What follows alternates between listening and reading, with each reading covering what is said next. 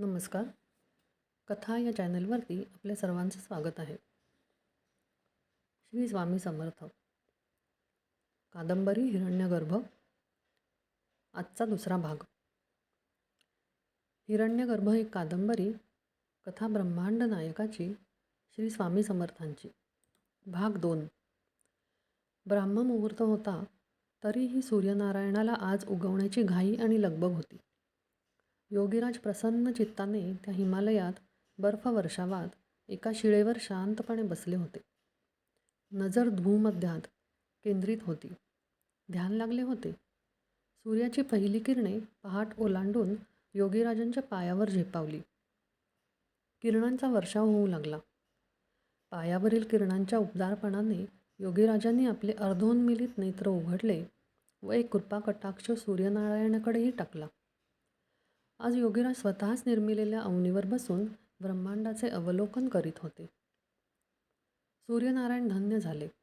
या परमात्म्याच्या दर्शनाने व सबंध हिमालयाचा परिसर त्यांनी आपल्या तेजपुंज किरणांनी सोनेरी करून टाकला होता. आता जणू काही सुवर्ण सिंहासनावर योगीराज विश्वसम्राट वाटत होते. साधारण 2-3 तास हा खेळ चालला होता.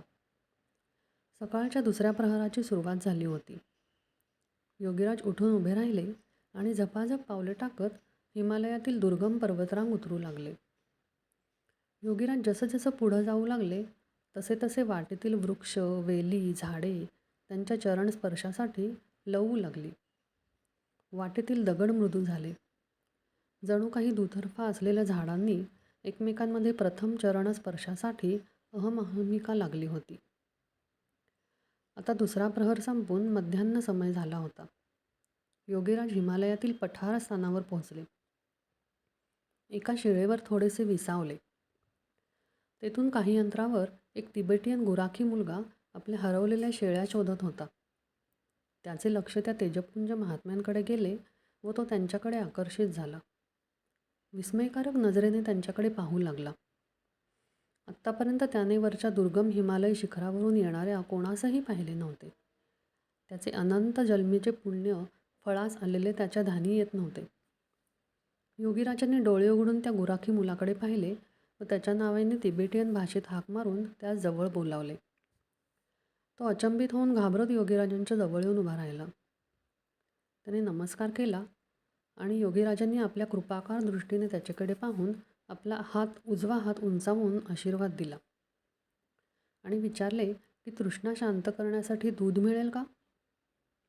मुलाने सांगितले की माझ्या 2 शेळ्या चरायला गेलेल्या डोंगरात हरवलेल्या आहेत. मी त्यांचा शोध घेत घेत इथवर पोचलो आहे. माझ्याकडे तर काहीच नाही. योगीराज हसले व त्यांनी हिमालयातील कड्याच्या दिशेने तोंड करून एक विशिष्ट अशी शीळ घातली. आणि काय चमत्कार!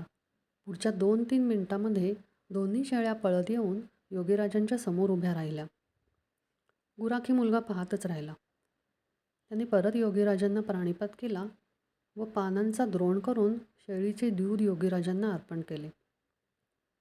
ब्रह्मांडाचा अधिपती, ज्याने सर्व विश्व व सृष्टी निर्माण केली, त्याची तृष्णा शांत करण्याचे परमभाग्य त्या मुलास लाभले. खरे तर तृष्णेच्या पलीकडे असलेल्या त्या ब्रह्मांड नायकाला दुधाची काहीच जरूर नव्हती. परंतु देह धारण केलेल्या त्या परब्रह्माने त्या मुलावर कृपा करण्यासाठी दूध मागितले व तृष्णा शांत केली. पृथ्वीवरील पहिला जीव योगीराजांच्या दर्शन व आशीर्वादाने आज कृतार्थ झाला होता. भाग 2 समाप्त.